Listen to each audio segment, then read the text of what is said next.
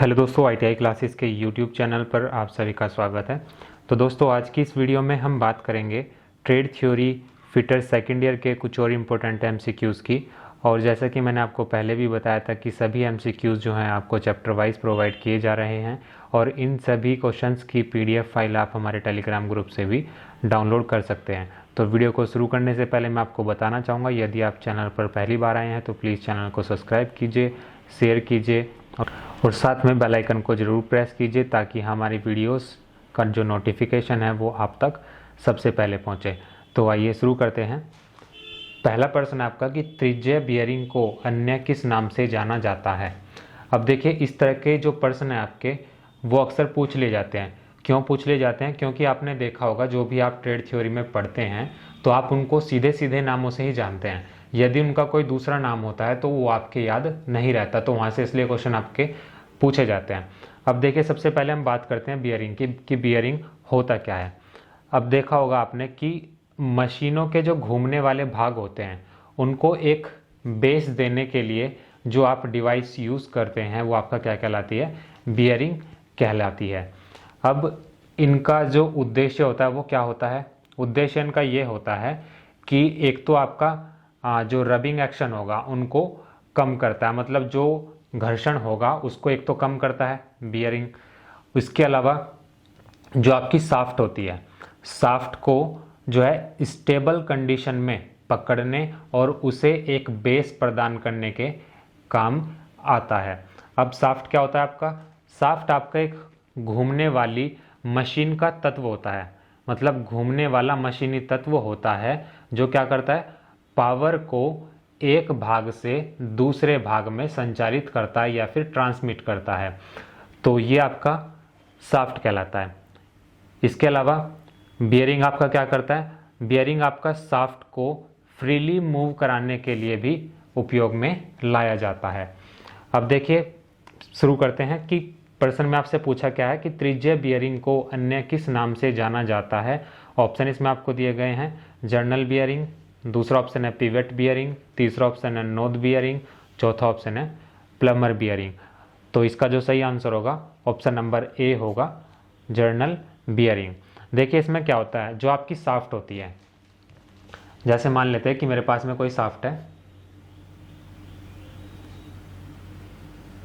ये है आपकी कोई साफ्ट। अब इसका जो अक्स होगा वो इस प्रकार से होगा। तो जर्नल बियरिंग में जो आपका लोड होता है वो क्या होता है? आपकी साफ्ट के अक्स के परपेंडिकुलर एक्ट करता है। मींस इसके साथ में क्या है? एक 90 डिग्री का कोण बनाता है, या फिर कह सकते हैं कि वो क्या करता है, आपका जो लोड होगा वो आपकी साफ्ट पर लंबवत पड़ता है। तो इसका जो सही आंसर होगा ऑप्शन नंबर ए होगा, जर्नल बियरिंग। इसके बाद में दूसरा प्रश्न है आपका कि थ्रस्ट बियरिंग का अन्य नाम है। यह भी इसी प्रकार का प्रश्न है आपका। अब थ्रस्ट बियरिंग का दूसरा नाम क्या होगा? ऑप्शन देख लेते हैं क्या दिए गए हैं। पहला ऑप्शन है पाद बियरिंग, दूसरा ऑप्शन है बॉल बियरिंग, तीसरा ऑप्शन है कॉलर बियरिंग, चौथा ऑप्शन है इनमें से कोई नहीं। तो इसका जो सही आंसर होगा वो आपका क्या होगा? Collar bearing. अब थ्रस्ट बियरिंग में होता क्या है कि थ्रस्ट बियरिंग की साफ्ट पर क्या होते हैं? कॉलर बने होते हैं। कॉलर का मतलब क्या है? जैसे ये आपकी साफ्ट ये तो अभी लेटी हुई है, यदि मैं इसी को खड़ा करके इस तरह से बना दूं, यदि मैं इसको इस प्रकार से बना दूं तो इसका जो अब अक्स होगा वो इस प्रकार हो जाएगा और इसमें साइड में जो है यहाँ पर आपके कॉलर लगे होते हैं, मतलब एक तरह से सपोर्ट लगे होते हैं, आप ये कह सकते हैं, जो क्या करते हैं, जिन्हें आप बियरिंग की सतह पर या फिर बियरिंग की सरफेस पर सहारा देते हैं, इसलिए इन्हें क्या कहते हैं? आप कॉलर बियरिंग कहते हैं। और ये जो बियरिंग होती हैं ये आपकी घूमती हुई साफ्ट को खड़ी अवस्था में सहारा देने के लिए प्रयोग की जाती हैं। तो थ्रस्ट बियरिंग का अन्य नाम क्या हुआ आपका? Collar bearing. कॉलर बियरिंग में मैंने आपको क्या बताया कि जो आपकी साफ्ट होगी उसके साइड में क्या होते हैं? कॉलर लगे होते हैं। कॉलर का मतलब ये हुआ कि एक तरह से सपोर्ट आप कह सकते हैं, जो क्या करेंगे, जो आपकी घूमती हुई साफ्ट होगी उसको खड़ी अवस्था में सहारा देने का कार्य करते हैं। अब प्रश्न नंबर 3 है आपका कि कौन सा बियरिंग लोडिंग बियरिंग के अक्ष के समांतर होता है। ऑप्शन इसमें आपको दिए गए हैं थ्रस्ट बियरिंग, बुश बियरिंग, ठोस बियरिंग और स्प्लिट बियरिंग। तो इसका जो सही आंसर होगा वो क्या होगा आपका थ्रस्ट बियरिंग। तो थ्रस्ट बियरिंग में मैंने अभी आपको बताया क्या होता है, जो शाफ्ट का अक्ष होता है तो इसमें जो लोड लगेगा वो क्या होगा, इस अक्ष के कैसा होगा, समांतर होगा। और जो आपका जर्नल बियरिंग था उसमें क्या था, जो आपकी शाफ्ट थी, जो लोड लगेगा इसमें उस शाफ्ट के लंबवत लगता है। तो दोनों में मेन डिफरेंस क्या होगा, जर्नल बियरिंग में जो आपका लोडिंग होगा वो शाफ्ट के अक्ष के लंबवत लगता है, और जो आपका थ्रस्ट बियरिंग होगा इसमें क्या होगा, जो लोड होगा वो बियरिंग की अक्ष के समांतर लगता है। तो ऑप्शन नंबर ए इसमें करेक्ट होगा। अब देखिए चौथा प्रश्न है आपका कि घर्षण के आधार पर बियरिंग है। तो देखिए जो आपका आप क्लासिफिकेशन करते हैं किसका, बियरिंग का, वो 3 प्रकार से करते हैं। पहला होता है आपका आकार के अनुसार, दूसरा होता है आपका भार के अनुसार, और जो तीसरा होता है आपका वो होता है आपका घर्षण के अनुसार। बियरिंग को आप 3 प्रकार से वर्गीकृत करते हैं। पहला होता है आपका आकार के अनुसार, दूसरा होता है आपका भार के अनुसार, तीसरा होता है आपका घर्षण के अनुसार। अब देखते हैं इसमें ऑप्शन इसमें आपको क्या दिए गए हैं, बॉल तथा रोलर बियरिंग, दूसरा ऑप्शन है रेडियल बियरिंग, तीसरा ऑप्शन है स्लीपर या सर्पक बियरिंग, और चौथा ऑप्शन है इनमें से कोई नहीं। अब चूंकि आपसे पूछा क्या कि घर्षण के आधार पर बियरिंग, तो घर्षण के आधार पर जो बियरिंग होती है आपकी बॉल तथा रोलर बियरिंग होती है। तो ऑप्शन नंबर ए क्या होगा, इसका राइट आंसर होगा। और जो आपका ऑप्शन नंबर बी और सी है ये आपका किसके आधार पर होते हैं, भार के आधार पर होते हैं। ये जो बियरिंग होती है आपकी ये भार के आधार पर होती हैं। तो ऑप्शन नंबर ए क्या होगा, इसका करेक्ट आंसर होगा। इसके बाद में प्रश्न नंबर 5 है आपका कि प्लेन बुश बियरिंग हाउसिंग में बुश के रोटेशन को बचाने के लिए यह किसके द्वारा फिट किया जाना चाहिए। ऑप्शन इसमें आपको दिए गए हैं। पहला ऑप्शन है सोल्डरिंग, दूसरा ऑप्शन है वेल्डिंग, तीसरा ऑप्शन है ब्रेजिंग, चौथा ऑप्शन है की या फिर स्क्रू। तो इसका जो सही आंसर होगा ऑप्शन नंबर डी होगा, की या फिर स्क्रू। प्रश्न नंबर 6 है आपका कि अधिक स्पीड के लिए कौन सा बियरिंग उपयुक्त है। ऑप्शन इसमें आपको दिए गए हैं घर्षण रोधी, रोलर, निडिल या फिर ये सभी। तो इसका जो सही आंसर होगा वो क्या होगा आपका, ऑप्शन नंबर ए होगा घर्षण रोधी। अब घर्षण रोधी में क्या होता है आपका, इसमें जो आपकी शाफ्ट होती है वो सीधे घर्षण नहीं करती, मतलब सीधे फ्रिक्शन उसमें नहीं होगा, क्योंकि जो धातु की सतह है, क्योंकि जो आपकी धातु की सतह होती है वो एक दूसरे पर नहीं फिसलती, उनके बीच में क्या होता है, उनके बीच में बॉल या फिर रोलर घूमते हैं। तो इसमें पूछा क्या है कि अधिक स्पीड के लिए कौन सा बियरिंग उपयुक्त है। तो घर्षण रोधी आपने बताया, घर्षण रोधी की जो मेन क्वालिटीज़ होती हैं वो क्या होती हैं, घर्षण की मात्रा को कम करता है, मतलब एक तो इसमें फ्रिक्शन जो है वो कम से कम होगा, और जब फ्रिक्शन कम होगा तो क्या होगा, उसकी लाइफ स्पैन जो होगी वो बढ़ जाएगी, और इनमें फिर क्या होगा, लुब्रिकेंट की आवश्यकता भी आपको बार बार नहीं पड़ेगी, और अधिक गति पर या फिर अधिक स्पीड पर भी ये कार्य करता है। तो ऑप्शन नंबर ए इसका करेक्ट आंसर होगा। इसके बाद में प्रश्न नंबर 7 है आपका कि निम्न में से किस बियरिंग में स्नेहन की आवश्यकता कम रहती है। ऑप्शन इसमें आपको दिए गए हैं घर्षण रोधी बियरिंग, दूसरा ऑप्शन है घर्षण युक्त बियरिंग, तीसरा ऑप्शन है गोलाकार बियरिंग, चौथा ऑप्शन है ये सभी। तो इसका जो सही आंसर होगा ऑप्शन नंबर ए होगा, क्योंकि मैंने अभी आपको बताया कि घर्षण रोधी बियरिंग में क्या होता है, आपका फ्रिक्शन कम हो जाता है, तो क्या होता है इसमें स्नेहन की आवश्यकता, मतलब आपका जो लुब्रिकेंट होता है उसकी आवश्यकता भी कम होती है। तो नंबर 8 है आपका कि मशीनों में शाफ्टों तथा धुरों आदि के तिरछे भागों को सहारा देने के लिए निम्न में से किस बियरिंग का प्रयोग किया जाता है। ऑप्शन इसमें आपको दिए गए हैं पाद बियरिंग, दूसरा ऑप्शन है बुश बियरिंग, तीसरा ऑप्शन है रोलर बियरिंग, चौथा ऑप्शन है बॉल बियरिंग। तो इसका जो सही आंसर होगा ऑप्शन नंबर डी होगा बॉल बियरिंग। अब देखिए इसमें होता क्या है, इसमें आपके पास में 2 चक्रियाँ होती हैं। चक्रियाँ मतलब एक तो आपकी इस प्रकार से होगी और दूसरी आपकी इस प्रकार से होगी, मतलब जो है दोनों की दोनों एक दूसरे के ऊपर नीचे होती हैं। तो जो अंदर वाली चक्री होती है इसके ऊपर वाले भाग पर यहाँ पर, और जो आपका ऊपर वाली चक्री होती है इसके अंदर वाले भाग पर क्या होते हैं, ग्रूव्स कटे होते हैं। अब ग्रूव्स क्या होते हैं, ग्रूव्स में आपका क्या होता है, ग्रूव्स वो इसलिए बनाए जाते हैं ताकि आप जो हैं उन पर बॉल्स आसानी से फिट कर दें, ताकि ये दोनों की दोनों जो आपकी चक्रियाँ हैं ये एक दूसरे के ऊपर घूम सके। तो इसलिए यहाँ पर मशीनों में साफ्टों तथा धुरों आदि के तिरछे भारों को सहारा देने के लिए आप बॉल बियरिंग का प्रयोग करते हैं। ये क्या करती हैं, फिर जो आपकी दोनों चक्रियाँ होंगी ये क्या करेंगी, एक दूसरे के ऊपर घूमना स्टार्ट कर देंगी। इसके बाद में प्रश्न नंबर 9 है आपका कि रोलिंग अवयव बियरिंग को खालिस्तान भी कहते हैं। ऑप्शन इसमें आपको दिए गए हैं पाद बियरिंग, दूसरा ऑप्शन है घर्षण बियरिंग, तीसरा ऑप्शन है घर्षण रोधी बियरिंग और चौथा ऑप्शन है उपरोक्त में से कोई नहीं, मतलब इनमें से कोई नहीं। तो इसका जो सही आंसर होगा ऑप्शन नंबर सी होगा, घर्षण रोधी बियरिंग।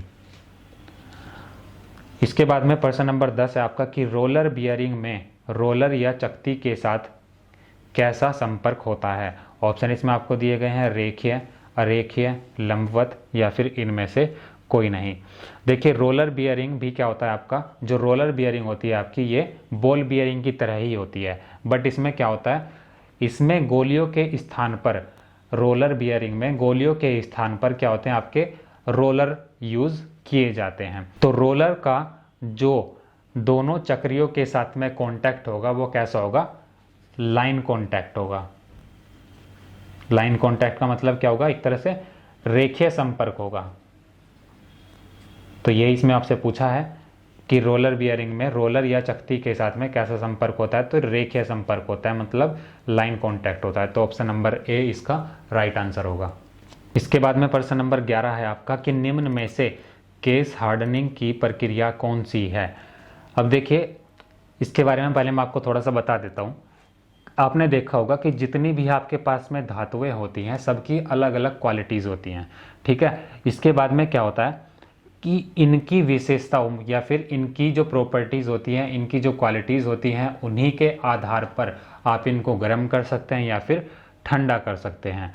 तो क्या होगा आपका, तो इस प्रकार से जब आप उनको गर्म करेंगे या फिर ठंडा करेंगे तो उनकी जो फिजिकल प्रॉपर्टीज़ होती हैं या फिर उनकी जो मैकेनिकल प्रॉपर्टीज़ होती हैं उनमें क्या होता है, परिवर्तन होता है। तो ये जो परिवर्तन होगा इसको आप क्या कहते हैं, ऊष्मा उपचार कहते हैं या फिर हीट ट्रीटमेंट बोलते हैं। अब देखिए ऊष्मा उपचार में क्या होता है, ऊष्मा उपचार मतलब जब आप हीट ट्रीटमेंट करते हैं किसी धातु का तो उसमें क्या होता है, जो आपकी नरम धातु होती है उसको कठोर बनाया जाता है और जो कठोर धातु होती है उनको नरम बनाया जा सकता है। किसके द्वारा, हीट ट्रीटमेंट के द्वारा। हीट ट्रीटमेंट में आपका क्या होता है, कुछ प्रोसेस होते हैं जो आप अपनी जॉब पर अप्लाई करते हैं। तो जो आपका केस हार्डनिंग होता है, अब केस हार्डनिंग की बात करते हैं। केस हार्डनिंग भी क्या है आपका, ये जो आपका हीट ट्रीटमेंट होता है उसके अंदर आने वाला एक प्रोसेस होता है जो कि लो कार्बन स्टील की सतह के लिए प्रयुक्त किया जाता है। तो अब यहाँ पर पूछा है आपसे कि निम्न में से केस हार्डनिंग की प्रक्रिया कौन सी है। केस हार्डनिंग में आप कौन कौन से प्रोसेस जो है वो फॉलो करते हैं। अब देखिए ऑप्शन इसमें आपको दिए गए हैं कार्बोराइजिंग, नाइट्राइडिंग, आपका साइनाइडिंग और या फिर ये सभी। तो इसका जो सही आंसर होगा ऑप्शन नंबर डी होगा, ये सभी। इनके अलावा जो आप केस हार्डनिंग में प्रोसेस फॉलो करते हैं वो कौन कौन से हो सकते हैं। एक होता है आपका इंडक्शन हार्डनिंग, और एक और होता है आपका फ्लेम हार्डनिंग। तो ये 5 प्रोसेस होते हैं जो आप केस हार्डनिंग के प्रोसेस में फॉलो करते हैं। इसके बाद में प्रश्न नंबर 12 है आपका कि गैस कार्बोराइजिंग के केस की मोटाई को घटाया या बढ़ाया जा सकता है। ऑप्शन इसमें आपको दिए गए हैं। पहला ऑप्शन है गैसों के मिश्रण में परिवर्तन करके, दूसरा ऑप्शन है तापमान में परिवर्तन करके, तीसरा ऑप्शन है होल्डिंग टाइम में परिवर्तन करके और चौथा ऑप्शन है उपरोक्त सभी। तो इसका जो सही आंसर होगा ऑप्शन नंबर डी होगा, उपरोक्त सभी। अब देखिए गैस कार्बोराइजिंग में आपका क्या होता है, इसमें आप जो आपकी जॉब होगी या फिर जो आपके पास में धातु होगी उसको 900 डिग्री सेल्सियस पर क्या करते हैं, एक ऐसे वातावरण में गर्म करते हैं जिसमें क्या होता है, आपका बहुत सारी गैसों का एक मिश्रण होता है। अब जो आपका बहुत सारी गैसों का जो मिश्रण होगा उसे आप क्या कहते हैं, कैरियर गैस भी कहते हैं। और इसमें जो आपका होल्डिंग टाइम या फिर आपका जो तापमान है और इसके अलावा जो गैसों के मिश्रण में परिवर्तन करके आप गैस की जो मोटाई होती है उसको घटा भी सकते हैं और उसको बढ़ा भी सकते हैं। बट इसके द्वारा क्या होता है, इसके द्वारा आप 1.0 मिलीमीटर मोटाई का केस ही सिर्फ तैयार कर सकते हैं। तो इसमें आपको याद रखना है कि गैस कार्बोराइजिंग के केस की मोटाई को घटाया या बढ़ाया जा सकता है किसके द्वारा, गैसों के मिश्रण में परिवर्तन करके, तापमान में परिवर्तन करके और होल्डिंग टाइम में परिवर्तन करके। तो मैंने इसमें भी आपको बताया कि इसमें क्या होती है, जो आपका मेटल होगा या फिर जो आपकी धातु होगी या फिर जो आपकी जॉब होगी उसको एक गैसों का मिश्रण होता है उसमें 900 डिग्री सेल्सियस पर गर्म किया जाता है। अब इसके बाद में अगला प्रश्न है आपका प्रश्न नंबर 13 की फ्लेम हार्डनिंग की प्रक्रिया में निम्न में से किस धातु के बने पार्टों पर की जाती है। ऑप्शन इसमें आपको दिए गए हैं। पहला ऑप्शन है रॉट आयरन, दूसरा ऑप्शन है मीडियम कार्बन स्टील, तीसरा ऑप्शन है माइल्ड स्टील और चौथा ऑप्शन है पिग आयरन। तो इसका जो सही आंसर होगा वो क्या होगा, आपका ऑप्शन नंबर बी होगा, मीडियम कार्बन स्टील। जो आपका फ्लेम हार्डनिंग की प्रक्रिया होती है वो मीडियम कार्बन स्टील के बने पार्ट्स पर ही लागू होती है। इसके बाद में प्रश्न नंबर 14 है आपका कि फ्लेम हार्डनिंग में किस प्रक्रिया के कारण थर्मल स्ट्रेस उत्पन्न होती है। अब देखिए फ्लेम हार्डनिंग में जो आपका क्वैचिंग होता है उसके द्वारा क्या होती है, आपकी थर्मल स्ट्रेस उत्पन्न होती है। अब क्वैचिंग ऑप्शन इसमें आपको दिए गए हैं, क्वैचिंग, एनिलिंग, टेम्परिंग या फिर इनमें से कोई नहीं। तो इसका जो सही आंसर होगा ऑप्शन नंबर ए होगा, क्वैचिंग। इसमें क्या होता है, आपका जो आपकी धातु होती है उसको ऑयल प्लस वाटर इसके मिक्सचर में क्या किया जाता है, ठंडा किया जाता है। इसके बाद में अगला और आखिरी प्रश्न है आपका कि इंडक्शन हार्डनिंग निम्न धातुओं के अवयव के लिए उपयुक्त है। ऑप्शन इसमें आपको दिए गए हैं। पहला ऑप्शन है कास्ट आयरन, दूसरा ऑप्शन है माइल्ड स्टील, तीसरा ऑप्शन है कार्बन स्टील, चौथा ऑप्शन है रोट आयरन। तो इसका जो सही आंसर होगा ऑप्शन नंबर सी होगा, कार्बन स्टील। तो दोस्तों आज की वीडियो में सिर्फ इतना ही और नेक्स्ट वीडियो में हम बात करेंगे कुछ और इंपॉर्टेंट एमसीक्यूज की।